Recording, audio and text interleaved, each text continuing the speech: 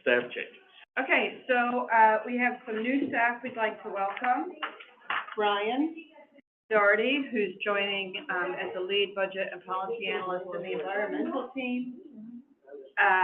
Brian, you want to give a wave? Hi. Owen Davis, an economist, and Kamal Bukwala, an economist, both joining the economist team. So, and we also welcome Caleb Tsai, an intern. And departing, we have Mai Nguyen, who was an education analyst, and Wesley Nye, who was our urban fellow. And we wish them both great luck in their next endeavors. And we also have 8 summer interns are done as summer has completed.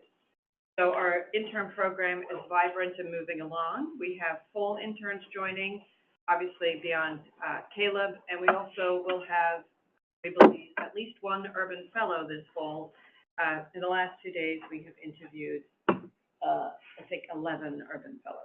We'll be interviewing 17 urban fellows total in 2 days. So if we look mildly cross-eyed, it's because we've been speaking to a lot of urban fellows, but it's a very exciting group. Okay, any question on the staffing? Nope, welcome. You. Great.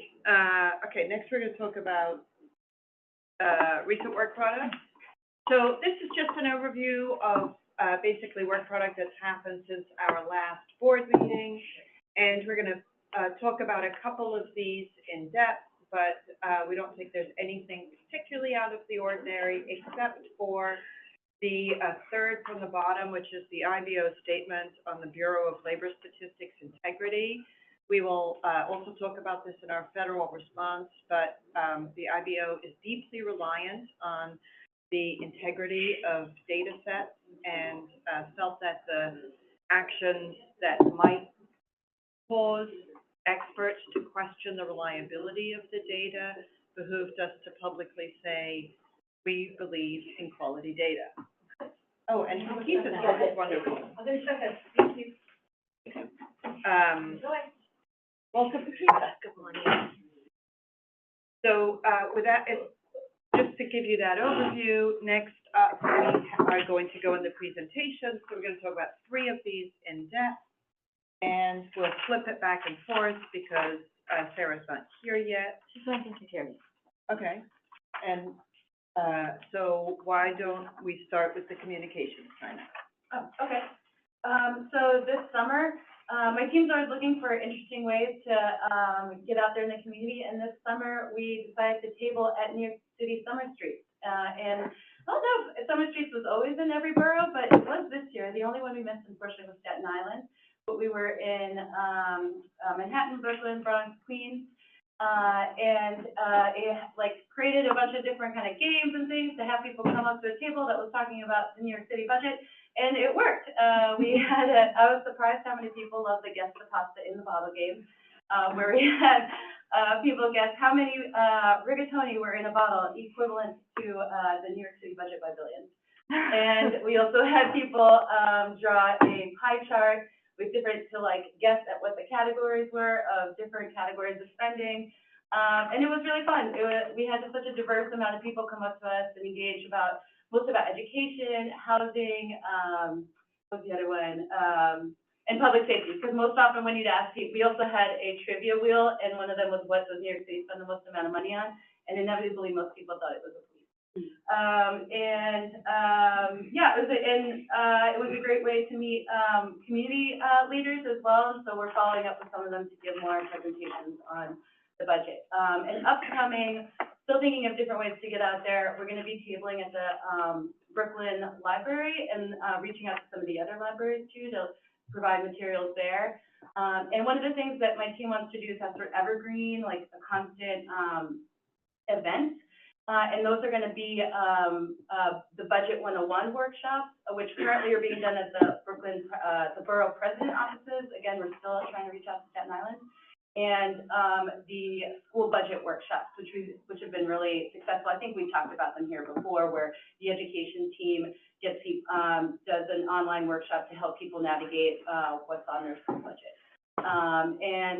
One of the things that my team's doing too is trying to always figure out what, like a presentation on the budget, what information you're giving people that people can really engage with. Because sometimes that's too high level, they don't know what to do with that information, but school budget's a perfect example of where, at least, you know, if you have a student, you have a child in the public school system, it seems like something that you can sink your teeth into. So, we're trying to keep these like sort of at a regular pace on throughout the year and have them up on their website as that, so you can expect, oh, maybe you missed this Budget 101 workshop, well, there's one in 2 months. Yeah, that's what we're doing on the. Questions?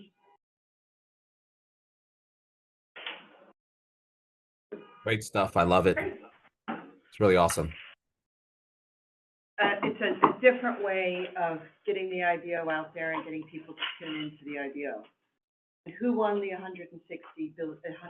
Oh, it was just like a constant, like we would just always like, Did he you know, give tell them the the rate answer. code? Yeah, it would So how range close from were 5 million to, you know, and maybe 2 people when I was tabling guessed like exactly 160, which is the number we were giving. Yeah. Did they know? No, yeah. Some people really studied the like jar and were like counting like the side and like the top, and those tended to do better. But it was fun to also like engage with kids who liked the games and sort of maybe understood. We'd usually try to get to the education. Great. Welcome, Sarah. Next we have Sarah, and she's going to talk about the ICAP. You want a deck? I have a. Okay. Yeah. So IBO is required to evaluate a tax expenditure through a local law, and this is in conjunction with City Council Finance. And the latest project was doing the industrial and commercial abatement program. This program was planned to expire this year, but in the process of doing our study, Albany surprised us and they renewed it a year early.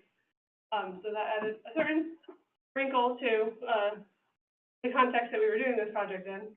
So what we were looking at is this question in tax evaluation of but for. So but for this program, what development incentives would have happened anyway, and which ones did this program actually induce? And so we were looking at the internal rate of return on projects to figure out what this program actually induced. So ICAP is one of the city's largest tax expenditures. So the city foregoes $609 million in 2025 as projects will join ICAP. It is an as-of-right program. So if you meet certain criteria, you can qualify for this tax break. It is not a competitive competition or in any way otherwise. There's no gatekeeping otherwise. So as projects opt in to participate to ICAP, the annual price tag can grow. Or as projects eventually expire, because the tax breaks are not indefinite, it could shrink. So it's both a large tax expenditure, but also one that can fluctuate depending on how businesses opt to use the program. It provides property tax breaks to commercial and industrial properties everywhere in the city except Manhattan below 96th Street. So and the originating intention of the program was to encourage economic development in the outer boroughs and in distressed neighborhoods. So one of the things that IBO is tasked with in doing these evaluations is comparing the program to its goals. And so we looked at goal 1 is encourage industrial and commercial development. One of the first things I want to say is that on the industrial side, it's not doing that. 1 to 2% of projects are actually industrial projects, the rest are commercial, and nearly all, the largest share of commercial projects are commercial office buildings.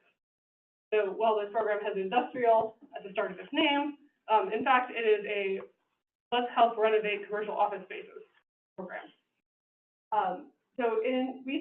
IBO found that ICAP incentivized some projects, so it did have an influence, mostly office building renovations, as I noted, that would not have occurred otherwise.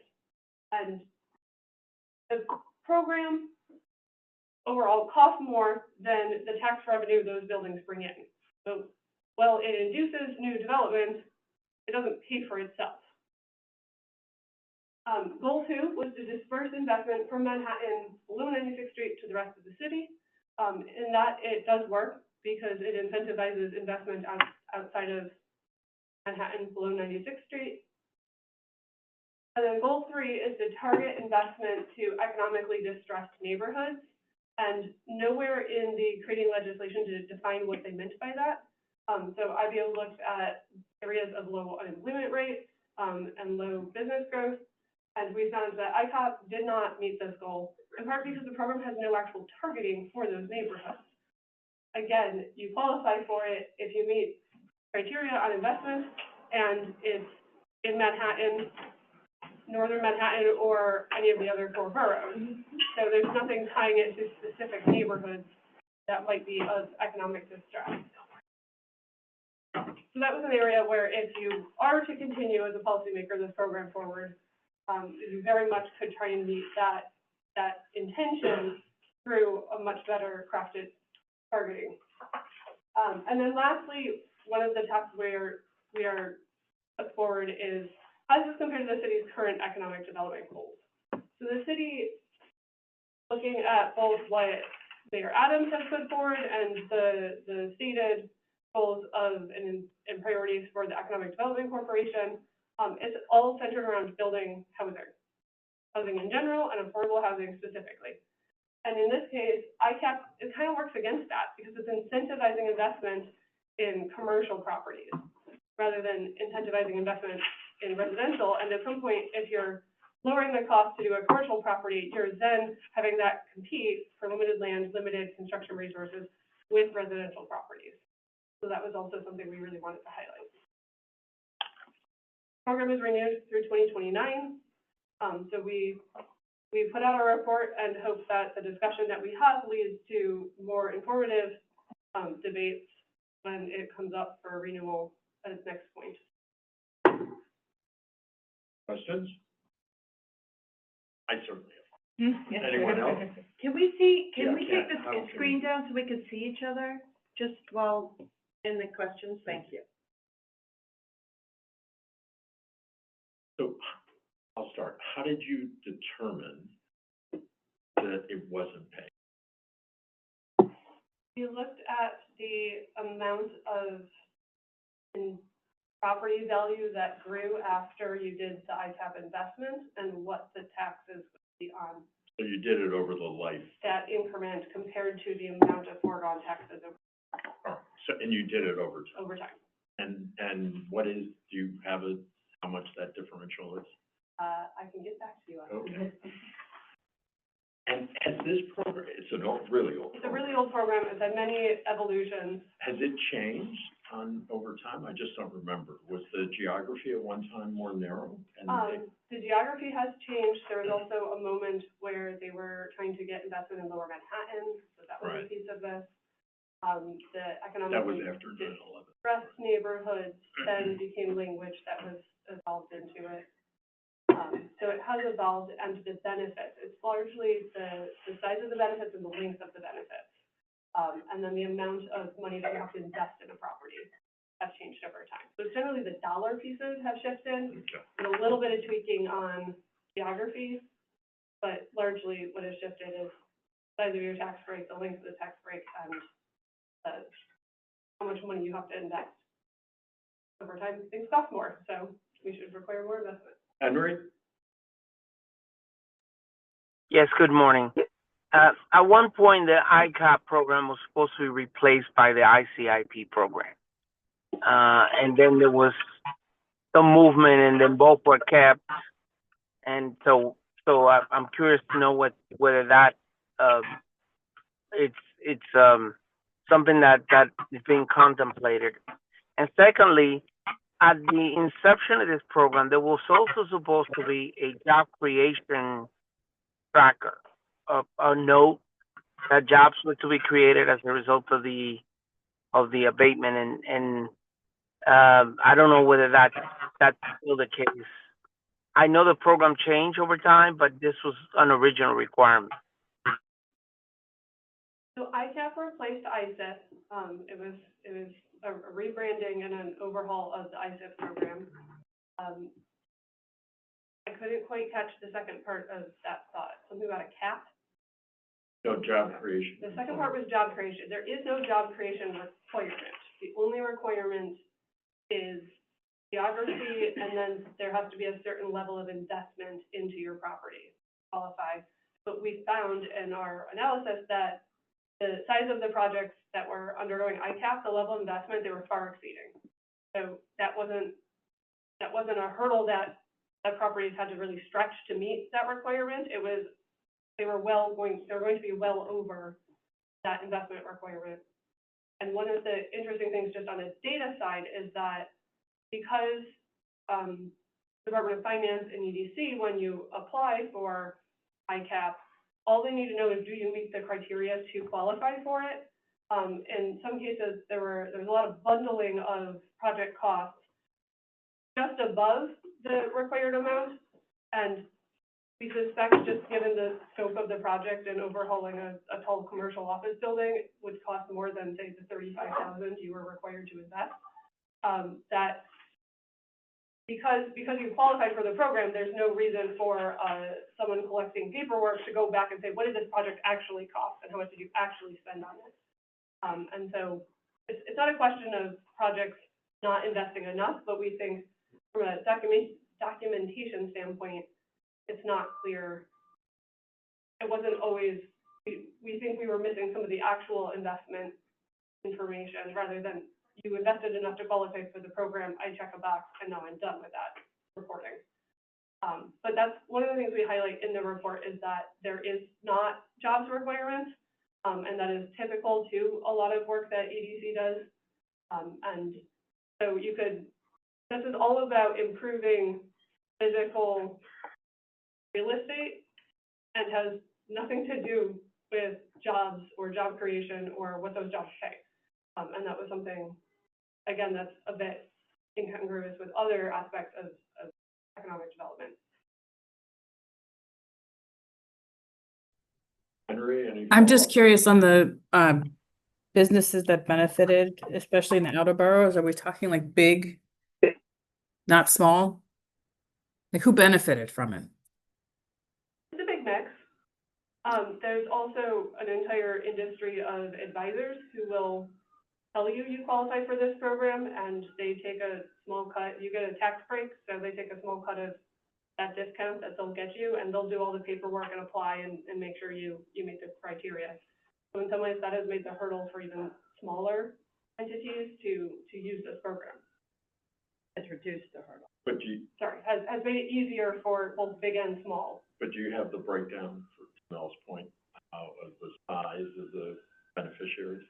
I don't have the size of the corporations. I just know information about the properties. I think it's important. Yeah, Mel, I'm sorry. At one point, I wrote a white paper about this, about the amount of strip clubs that are benefiting from this, because one of those players that was mentioned was systematically just asking those strip club owners to reconstruct them and apply for them and got them successfully, right? And I'm not suggesting anything nefarious here, but I questioned then and I question now the program, whether it was in fact creating jobs, and there was a whole discussion about this, about whether there's a great value on adding these or keeping it, or it's just something that we just keep doing in the city and it keeps growing.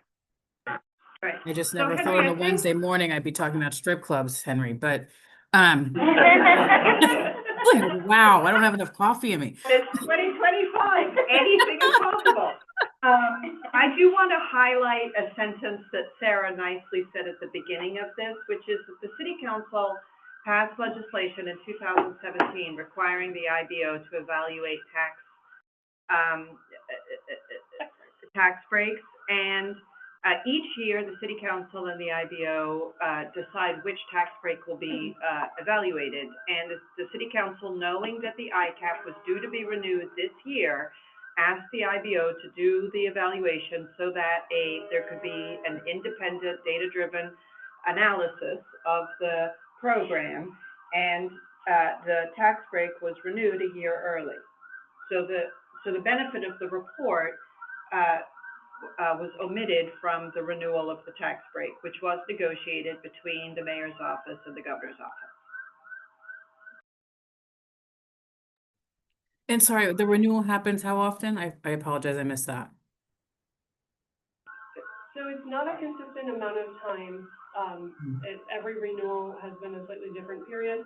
The latest one is for 5 years, 24 through 29.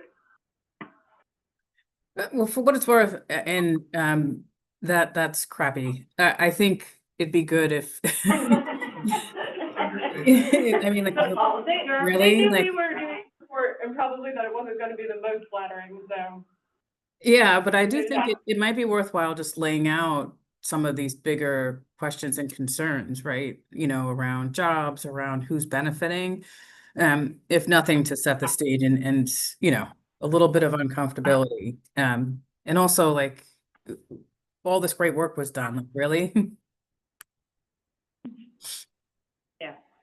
I And would so we omit the talked strip about- clubs until we actually have data, but I would just definitely point out who benefited We and might why. send you out on site visits. Just to figure out who's behind the LLCs. Yeah. Also, Henry's had like 5 lives at least. I don't know how he's done all this work. Now, the joke around it is that we did this work jointly after I published a paper with Juan Gonzalez, did an investigation, and there was a line of photographers who wanted to go in to investigate the field work part of the report. Wow. Of course there were. Mm-hmm. Okay. All right, anybody else? Thank you. Budget workshop?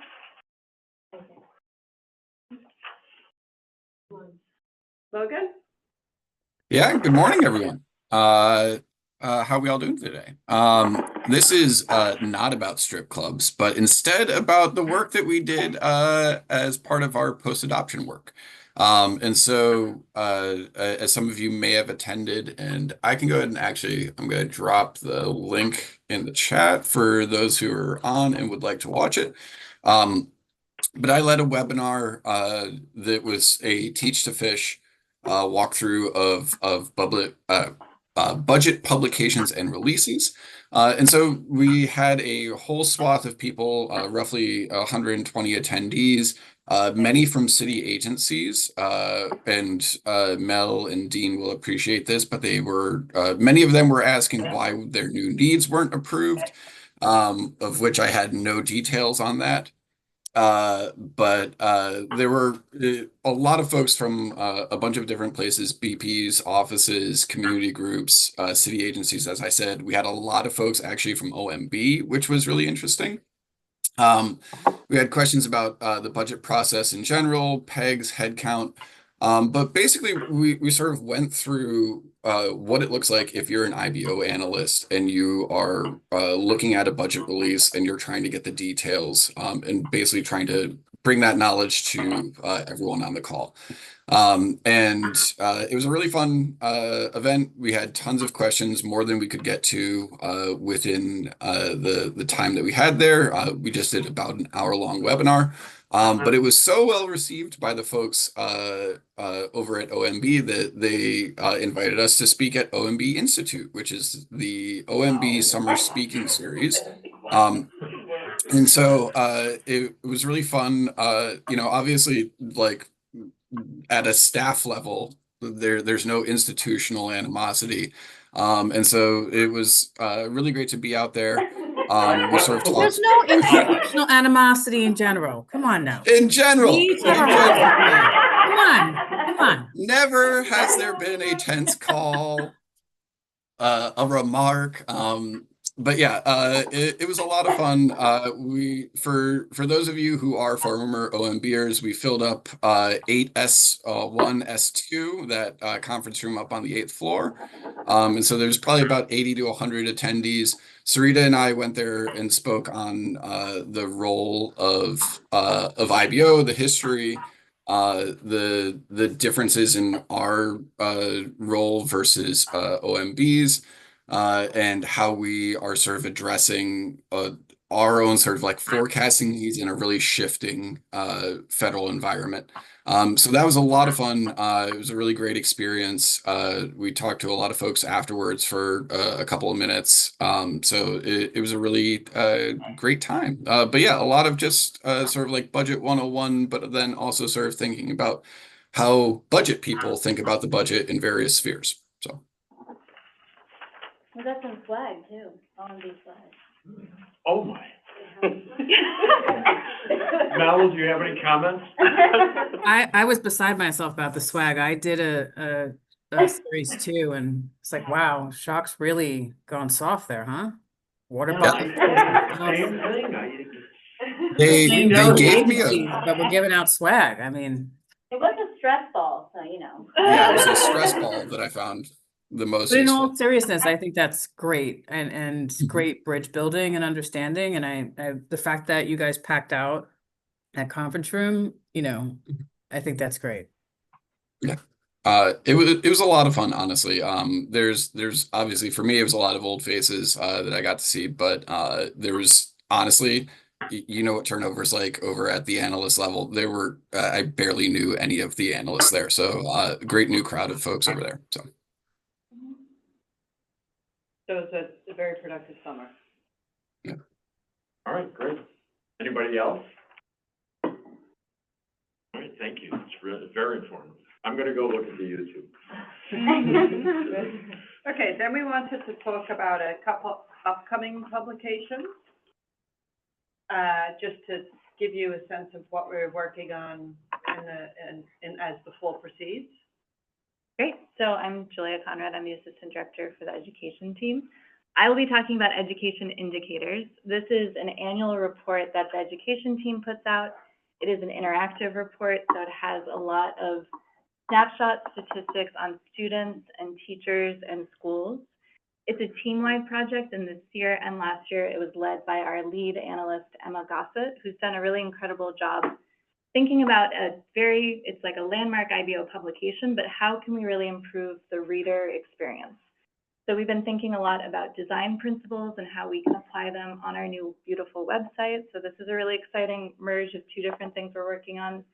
Thinking about improving our routine data analysis. And I'd say one thing that is really a motivation for this project is to show readers how to use this as a resource for all the wealth of data that IBO has.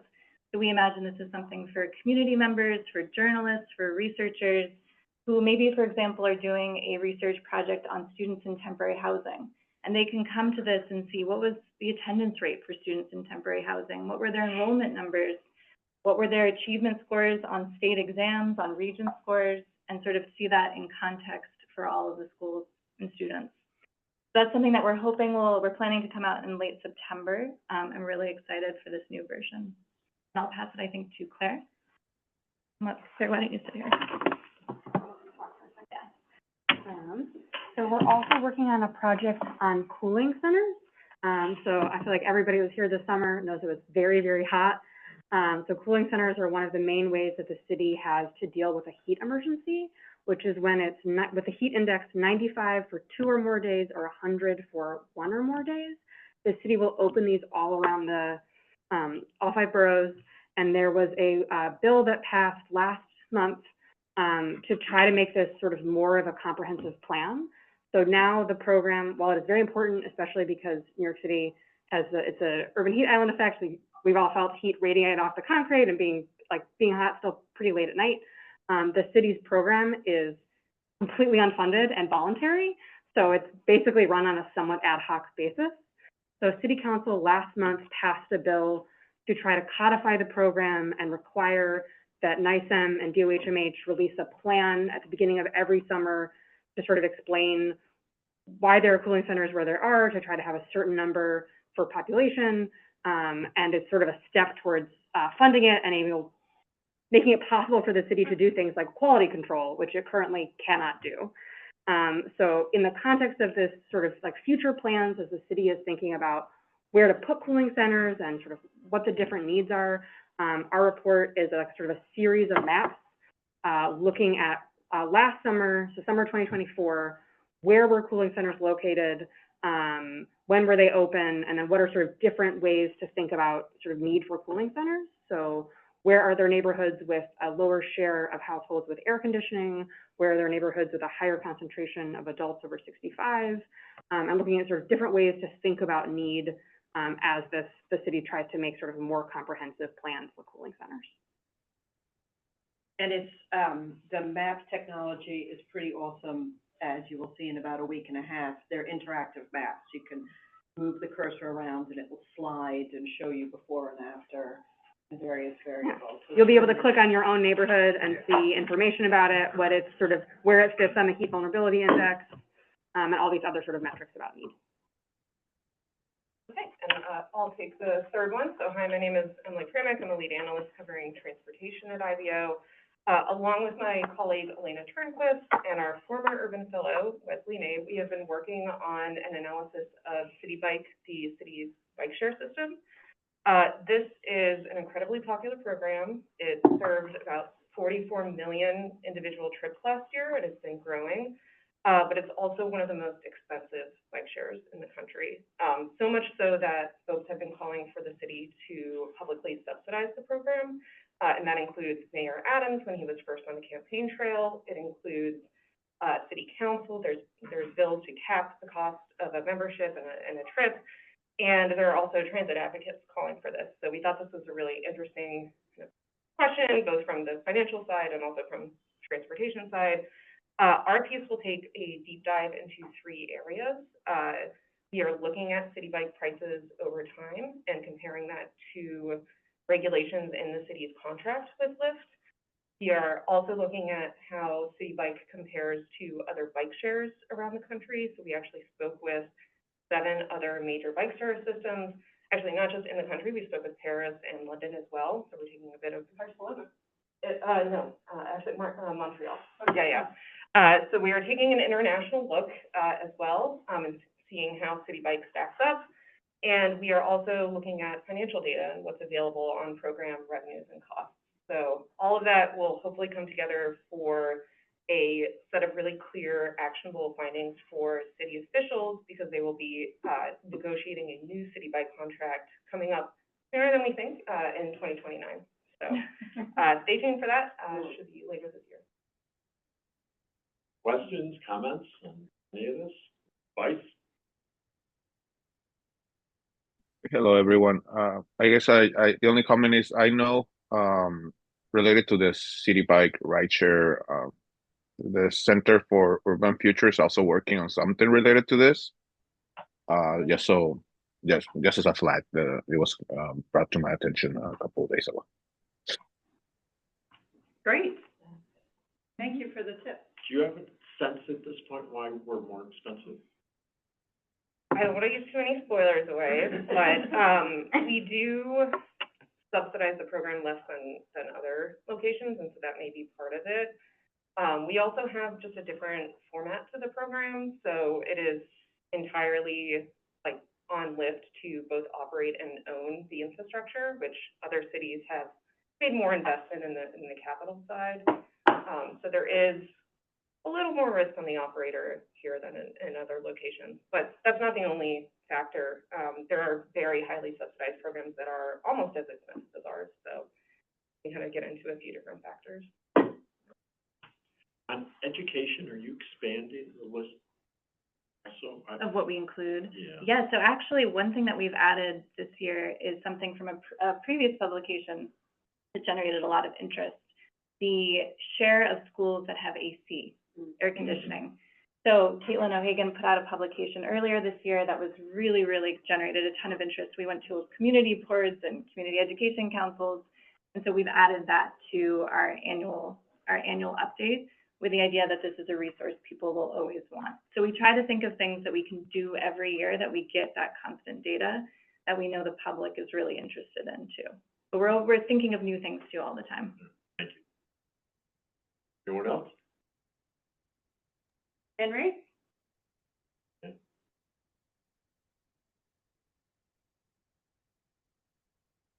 Henry? Henry, did you have a question?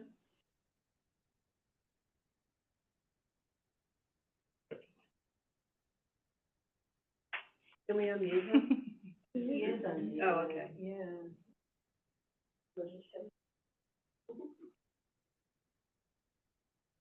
Henry, can you hear us?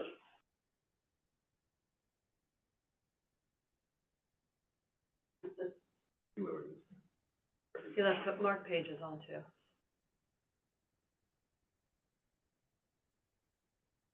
All right, Henry. Back, or is that the other?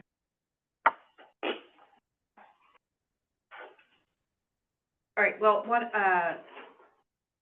maybe he'll come back. Yep. Okay, if there are no other questions, I think we should turn to the last, to page 11, which is the federal response. So IBO has been carefully tracking the multiple different types of changes occurring at the federal level. And by these changes, based since the start of the current federal administration, those include executive orders, dismissal of staff, unwillingness to spend appropriated money, clawbacks of appropriate money, and legislative changes. I should say that we do not. Oh, yeah. Yes, we will include cafeterias in the AC report. Yeah. Yeah. Henry's looking out for his hardworking cafeteria work. Absolutely. Yeah. Okay, so we are not doing this, we are looking at this. We are also talking to other elements of city and state government to understand what they are seeing and concerns. So I want to thank the city controller and the state controller for thinking with us. IBO is moving forward on a series of publicly shared works to help the public better understand changes. And I should say this is in addition to a myriad level of presentation that we've been asked to do to explain basically how the federal money works within New York City's budget. But moving forward, we're going to, in order to both address the legislative and budget actions affecting the city and reflecting that city government will be has or will be making potential changes, and the underlying concern about consistency of data, we have two work streams. The first is that we are going to be publishing a series of short papers focused on areas that are particularly vulnerable to federal changes. They may have already experienced federal changes, or they may just be areas with large discussion of federal changes. The objective of the paper is to simply explain what the function of the area is and how the federal money is flowing in that area. So the first publication will be a report on health and hospitals. The second will be a report on the New York City Housing Authority, and the third will be a report on the arts. We'll continue with about a report a week through the course of the fall. And we're looking at this as a complete series, and we really want the focus to be for the public to easily understand how much those particular areas focus on the federal, are relying on federal money and or policy, and the changes, the potential impacts of the changes. So one, a series of papers. Second is what we here are referring to Roman numeral 2 as data challenges, which we informally have been called flying blind. That somewhat describes our concern. So we are increasingly concerned about the numerous different data sets or regulations or underlying access to information that the federal government makes available, and the shifts with the current administration, either directly reducing data, shifting data, or challenging the integrity of the data. So I spoke earlier about our public statements about the Bureau of Labor Statistics, leadership change when a completely by the rules process occurred that, while perhaps dispiriting, was not in any way, was an action that the subsequent choices caused many people to question potentially the data integrity. And so we are collecting all the different data sets that we rely on and that organizations like us rely on, and intend to make public simply tracking what is changing. And partially this is because our forecasts rely on many of these data sets, and we use them in many different ways, from our environmental work to our health and human services work to our understanding of the economy. And we want the public to understand that these changes occurring threaten the integrity of many work products in places that have nothing to do directly with the federal government. So that's our strategy in the next couple months. Questions, comments?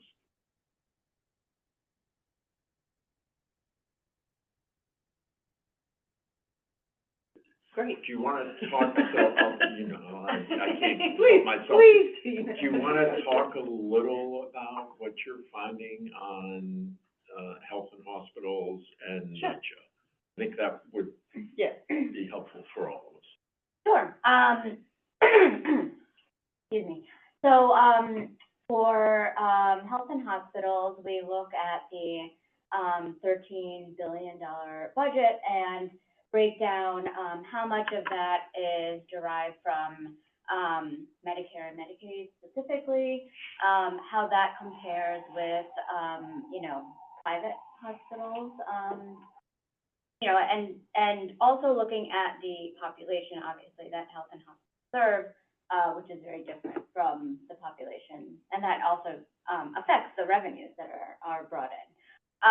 We explain the systems that they operate in terms of the acute care sites as well as the preventative care sites that they operate. And then also look at, explain how, because of the great reliance on Medicaid and Medicare, as well as supplemental Medicaid, that the city provides an operating subsidy. And so we break that down and explain, you know, how much of the health and hospitals budget is reflected in the city budget, but that a large portion is not in the city budget. And I think, you know, what we highlight in the piece is some of the unknowns and some of the actions that either the state or the city can take to mitigate some of the negative consequences of the cuts to Medicaid. And in particular, you know, there's a lot unknown in terms of what's going to happen with the state's essential care plan.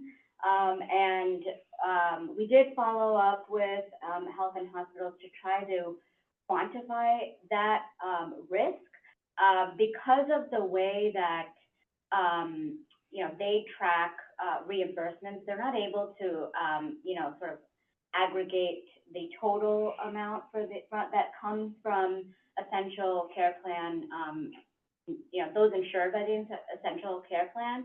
But we do note that it is a substantial risk to the source of revenues.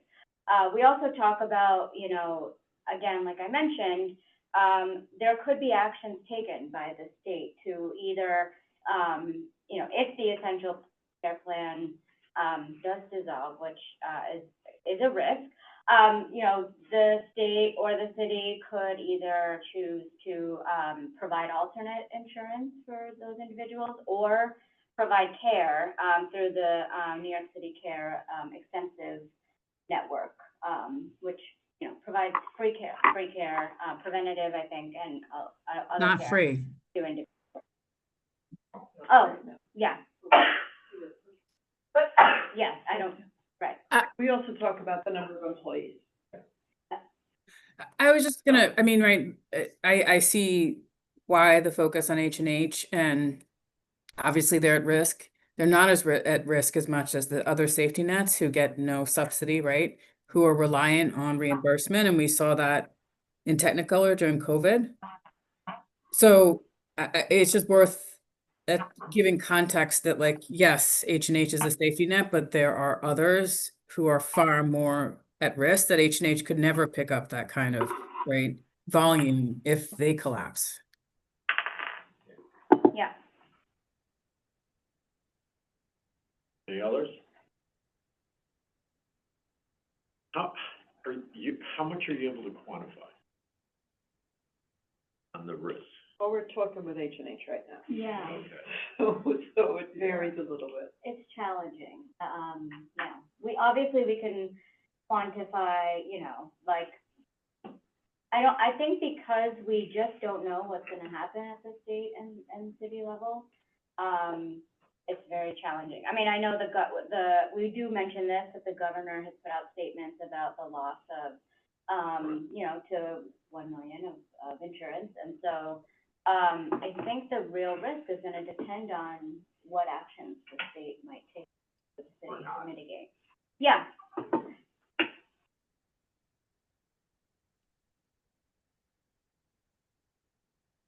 Anybody else? Have they seen any impact? Did you ask them on just, you know, they are the safety net, they do provide, right, care to anyone? Have they seen any impact on volume as a result of, you know, all that's happening at the federal level? Great question. Yeah, we Right, they haven't make their asked money them. off of emergency care, so I'm just curious Yeah. if less people are coming in, what's That's a happening? good question. We haven't asked them that, but we can That's think great. about asking them that. It's early, right? I mean, it's, you know, I mean, in talking with them, they're more worried about next year than this year, I think, is where their kind of concerns. Yeah. Right, but But the whole there could be point, if it impact. starts to drop off, just Right. out of fear. Yeah, I was thinking about the immigrant population. Yeah. Yeah, there could be. Yeah, I have a question. Excuse me. Yeah, does this include all the, when you mention H&H, it's just the hospitals, also the clinics that Gotham is opening throughout? Yes. Yeah. Mm-hmm. Yeah, thank you. Whole system. Yes. Anyone else? And Sarah, do you want to speak to the NYCHA? Of course. So the New York City Housing Authority, we are looking at that specifically because the outsized share of its budget that comes from federal dollars. So currently, we look at both NYCHA's, it's called Section 9, but that's traditional public housing. So the federal dollars make up most of their operating budget. And then we also look at NYCHA operates Section 8 vouchers, in addition to the housing preservation and development. So we're looking at both traditional public housing, but also the voucher piece of it. With the idea that if massive changes to federal funding were to occur, what does that mean for NYCHA as an entity? Specifically, we note that the public housing has historically experienced a level of disinvestment. The federal government has not fully funded public housing for decades, and that has created a compounding issue for NYCHA of trying to maintain and operate its buildings. That has led to deferred maintenance and large growing capital needs. And so it's in a tough position, and one of the strategies that Housing Authority has created to address capital needs due to longstanding disinvestment from the federal government is to transfer traditional public housing units over to Section 8 vouchers and put the properties, NYCHA maintains the land, but leases properties to private management who then operate the buildings. And what that mechanism of using Section 8 vouchers with a private management allows that the property can then borrow against the Section 8 vouchers as an income stream, in a way that you are not allowed to borrow against federal dollars for public housing. So that was, in some ways, a very creative workaround to try and get a way to invest in repairs. Section 8 vouchers historically have enjoyed a lot of congressional support, much more so than public housing itself, in part because it's seen as sort of a private market way to help people get in housing, but in the private market. So it's seen as a later government touch than government operates housing. And the potential threat for Section 8 is that if those are unfunded or there's a distrust in that funding stream, that's going to undermine NYCHA's entire plan of moving buildings to a more stable income stream and then borrowing against it. The investors are going to be a little more skittish around Section 8 as an income stream. So that's largely what we're highlighting. In terms of major changes that have happened, there was nothing about public housing in the One Big Beautiful Bill. The president proposed a drastic 40% cut to HUD in his budget proposal, most of which was for public housing. Most of those cuts were targeting public housing. He also proposed putting a 2-year time limit on people in public housing. 2 years, and then you gotta move out. And in some ways, we note that NYC recently reopened its wait list, and it had, I believe it was something like 600,000 people apply for a lottery to then go on a wait list, and 200,000 people lotteried into being on the wait list. So there's a real tension between turnover. The average NYC tenant has been there for 25 years. So that would be a massive shift in how these properties operate and how tenants view these properties.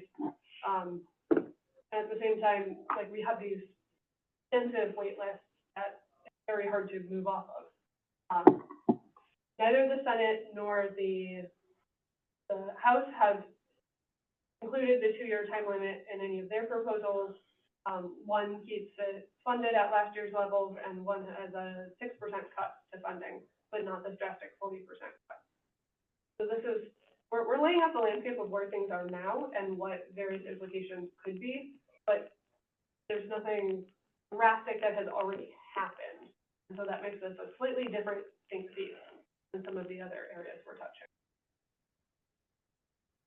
Questions, comments? Thank you.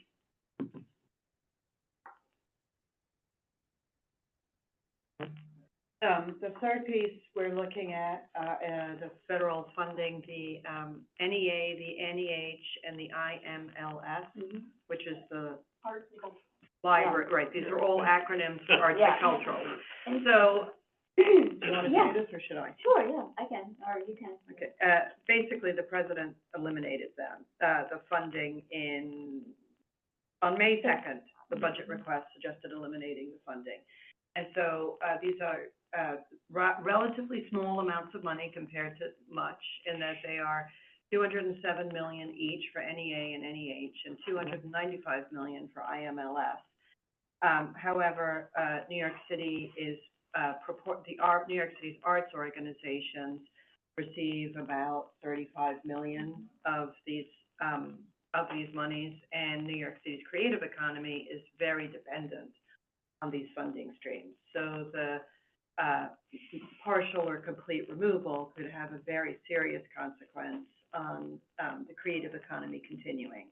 And we build on work we've done in the past with extensive spreadsheets, pulling data off the federal system and looking at exactly which organizations are getting what awards where, and just highlight that this threatens a whole segment of what one imagines as New York City artists being able to continue. Yeah, so we look from 2019 to 2024, and we know that many organizations do receive these funds year over year. And so, we look at the reliance on these funds and, highlight that as a risk. Questions, comments?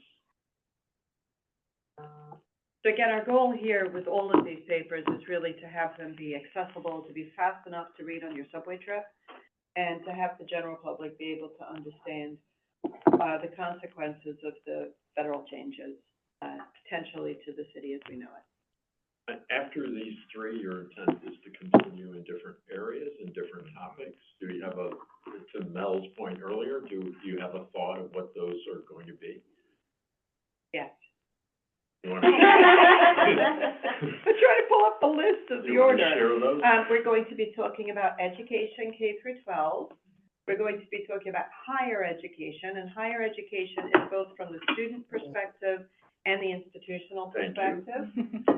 We're going to be talking about taxes and some of the changes in the tax legislation, and analyzing what these adjustments actually mean to New York City-based taxpayers. We are going to be talking about vulnerable families, and we're trying to comprehensively look at sort of panoply of changes to lower income families, from healthcare changes, housing support changes, food support changes, potential senior services, childcare services, et cetera. So there, a whole series of issues, and we're trying to tell that little story through the lens of an imaginary family configuration. Emergency management changes, and the public safety arena, and the environmental changes. And we're also potentially going to talk about some public health changes, and vaccination, and supports for community disease tracking. Once a week. About once a week. We do have some high holidays in there, and also, not every editor is as fast as every editor, but about once a week. Thoughts, comments, more reports? Very useful and important work. We're not commenting, I suspect, most of us, because it's just depressing. So we're just sitting here quietly taking it all in, but I think it'll really be helpful to people. Yeah, I will say that we have already had as our press office is talking to people, there's certainly some media interest in understanding, particularly the totality, because we're trying to, parse out the noise. Sometimes it's very hard to distinguish all the different things happening, coming out of the federal level, and the consequences to, your average New Yorker. And so trying to make these distinctions, both in explaining funding streams and then looking at the data set. Yeah. Anyone else? Mel, does the poverty one get at the point you were raising earlier? You calling me out, Dean, while I was checking on something happening here? What's going on? But Mel, you were talking about other organizations. Multitasking, sorry. Yeah. I got a finance committee meeting going on right now with my board. What happened? Look at that, you guys. I am here with you instead of at my trustee finance meeting. Thank Okay? you. Thank you. I was calling you out on what exactly your recommendation would be on exploring additional federal cuts and the ramifications. And is there something else everybody should be looking at? No, and I'm happy to take it offline with folks. I mean, to Carol's point, we're all taking it in and trying to figure out what's real, what's not, and what's certain. And I think someone mentioned it earlier, especially on Medicaid. It's not this year everyone's worried about, it's next year, and it's anyone's guess as to what the implications are. It's hard. But I do think at least trying to map it out and give people food for thought, which is what this team is great at, is needed.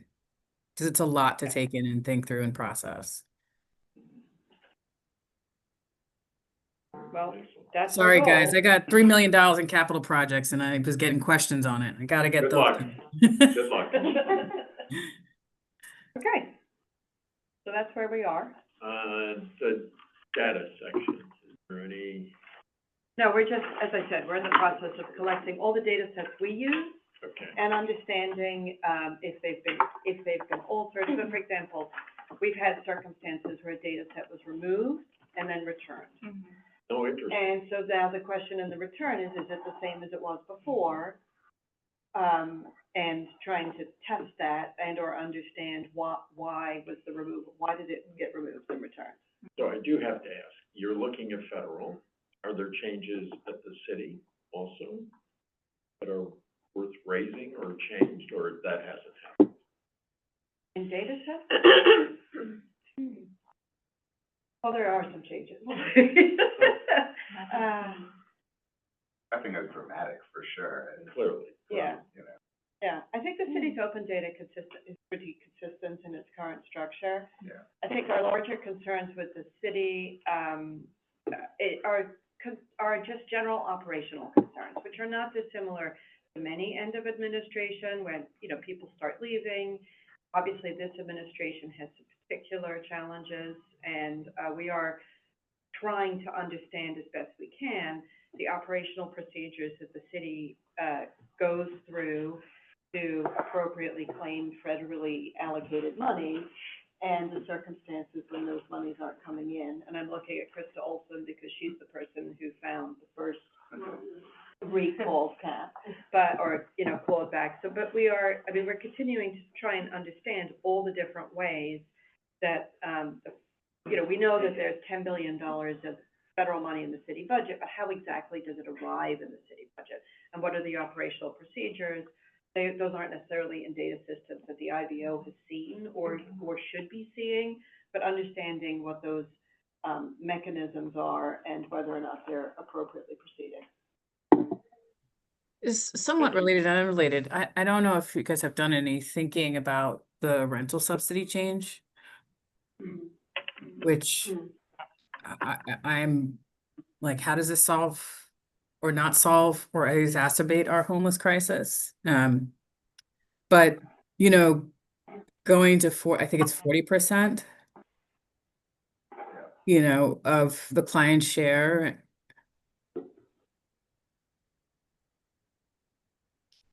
And it's an interesting time, right? Because, if we think about housing and, I know, I'm sure Kareem has a lot of thoughts on this too, but, a lot of nonprofits who want to get into housing, and then you think about what the implications are for that and, any new administration coming in, and those are big. And, I think it could wind up costing even more, because the more, right, the client share increases, you're going to need more providers chasing after, and who can actually meet that, and what happens then for affordable housing pipeline. Right? It's just food for thought. I know we have been, as we've been doing some projects, not as developers, but have been giving that a lot of thought, like, yikes. Right. I think, yes. Good idea. Excellent. Yeah. Anyone else? Yesterday in Albany, there was a lot of discussion about the comptroller's report about Medicaid payments to people who potentially don't reside in New York State. I don't know if that will bring more attention to the state and its receipts of Medicaid funding, so.